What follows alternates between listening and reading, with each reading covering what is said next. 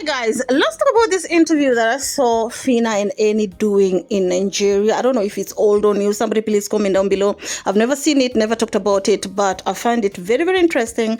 That's why I'm going to talk about it. I'm sure a lot of people probably have never seen it. So that is in regards to where exactly did Phina and ENI met, or rather when did they first met, or during what time? Because a lot of people assume that Phina and ENI met during Priscilla and Juma Jux's reception, okay, the last ceremony that they did that happened in Tanzania. Of course, many argue that they probably were talking on the phone, okay, because they probably might have, bumped into each other online.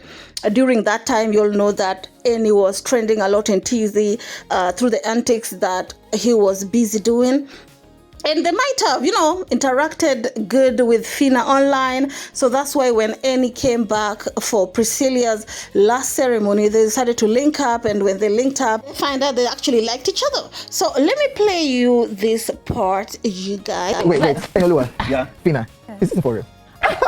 What, is the love for real? It's just No, we're acting, show guys. of content. No, this is Nollywood. Yeah, this is Nollywood. Okay. Yeah, this is a new series, guys. Of course, the presenter started first by asking ENI what almost all the presenters who have ever interviewed them together or apart are always ask, is this real? Is this happening? I'm saying, because we've seen them, body language, you've seen at first people like we haven't seen them kissing. They're giving the relationship, but I think it all have to do with the fact that ENI is very, very feminine. That is just my opinion, okay? So they went ahead and asked ENI and Phina, is this real? Like, was it you? Was not happening? And of course, ENI was making a joke saying, this is Nollywood. I'm saying this is Nollywood. Is this real? And you can tell that presenters still have questions, honey. And they went ahead and asked ENI very, very importante question that everybody has been asking. Did ENI approach Phina because he wanted to be close with Priscilla, or was the tea? Oh, my best friend has done it. Yeah. Maybe Nigerian girls. Maybe I should just go to Tanzania and pick a flower. No, certainly not. I did meet Phina in Tanzania too. And, I think that's like the third time I was in Tanzania. And I was going to work on a project. I was going to do a song. And then I was supposed to do it with someone else. And then, it didn't work out. And Phina walks in because Simon, who is a director in Tanzania, had introduced Phina. I said, let's try it with her. And immediately she walked in, it was immediate chemistry. Like the vibe. So the lady asked ENI, is it because your best friend found somebody in TZ and you decided that, let me just go in Tanzania and try and see if I'll be able to pick my own flower? Was it what's really happening, or rather what happened? And ENI went ahead and said that, no, that's not the reason. The thing is, he, met Phina on TZ too, but not during Prissy and Juma Jux's wedding session, okay? He claimed that he met Phina when he was going to TZ to do a record with a certain person called Simon.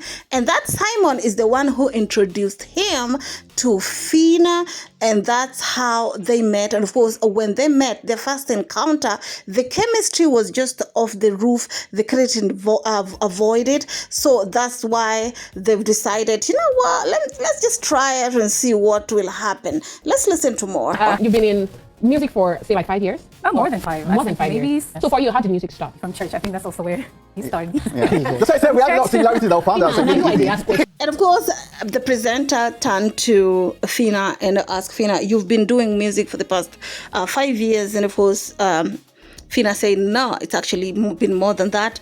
And she also said that she started off singing in the church. And that is also the same place that ENI started off. And of course, ENI could resonate with that and started making a joke. You see, we are very particular, compatible. And one thing that you cannot deny is the fact that their chemistry, they're both two bubbly people, right? And you can tell that they really enjoy each other's company, be it as friends, as lovers, but you can tell that they could be very, very good friends. And I'm not meaning that with shade, but the fact that they're just bubbly, they're just getting each other, it sounds good. Sorry. Music and love Carnigo, Nigeria. Yeah. And so we've known each other longer than people have actually seen. Okay. So yes, everybody thinks like, we're seeing this because but we've known each other for a bit, and so then we decided to release Nakwamini to the public, and Nakwamini did really well. What's your favorite thing about? Okay. So now Fina go ahead and say that Love brought her to Nigeria, of course, after meeting ENI. And of course, ENI go ahead and say that they've recorded a lot of songs, because the lady asked, I know that you guys have a song that is coming up and that is doing pretty good. And of course, ENI said that, yeah, we definitely have a song called Nakwamini.